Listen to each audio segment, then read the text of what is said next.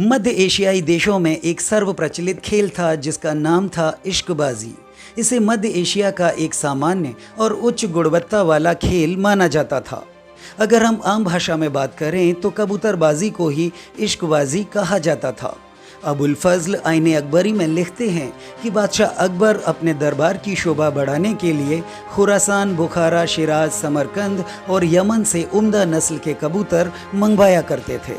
तो वहीं इतिहासकार आशीर्वादी लाल श्रीवास्तव अपनी पुस्तक मध्यकालीन भारत का इतिहास में लिखते हैं कि बादशाह बाबर के अब्बा उमर शेख मिर्ज़ा फरगना में मौजूद अपने महल की छत पर कबूतरबाजी कर रहे थे।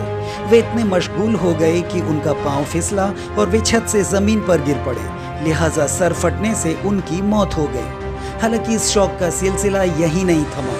बादशाह अकबर के पास आगरा किला में करीब 20,000 से ज़्यादा प्रशिक्षित कबूतर थे जो इश्कबाजी के वक्त अजीबो गरीब करतब दिखाया करते थे। वे आसमान में काफ़ी ऊंचाई तक उड़ जाते थे और हवा में भयंकर गोते लगाते थे। उच्च गुणवत्ता के कबूतरों को खासा यानी कि स्पेशल कहा जाता था। ये खास कबूतर उड़ते हुए हवा में 15 बार पहिए की तरह गोल गोल घूम जाते थे और एक ही सत्र में 70 बाजियां लड़ लेते थे। कबूतरों के प्रशिक्षक अलग अलग देशों से बुलाए जाते थे जो हर कला में कबूतरों को दक्ष करते थे। मन बहलाने के साथ साथ ये कबूतर खत व खतूत लाने ले जाने का भी काम करते थे, या यूँ कहें कि ये खास कबूतर जासूसी करने में भी माहिर थे। तो रज़्मनामा ग्रंथ में इश्कबाजी का शौक फरमाते बादशाह अकबर को दर्शाया गया है। वही यह शौक सिर्फ मुगलों तक सीमित नहीं था, बल्कि अवध के नवाब भी इसमें आकंठ डूबे थे।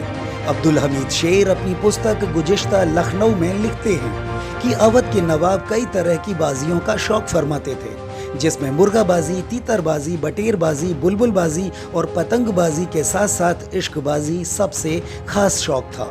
इन नवाबों में नवाब शुजाउद्दौला, नवाब आसिफुद्दौला और नवाब वाजिद अली शाह का नाम सबसे ज़्यादा प्रसिद्ध है।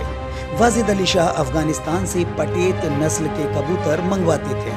ताज्जुब तो इस बात का है कि उन्होंने महज एक जोड़ा 24,000 रुपए में खरीदा था। अब्दुल हमीद लिखते हैं कि मीर अमीन अली लखनऊ के ऐसे कबूतरबाज थे जो आम कबूतरों को भी पक्के रंगों से रंग कर रंग बिरंगा बना देते थे। वही कबूतरों के पंखों में छेद करके उनको नए पर भी लगा देते थे। फिर उन्हीं कबूतरों को रईसों को ऊंची कीमत पर बेच देते थे। मजाल है जो कोई नवाब उनके इस हुनर में नुक्स निकाल सके।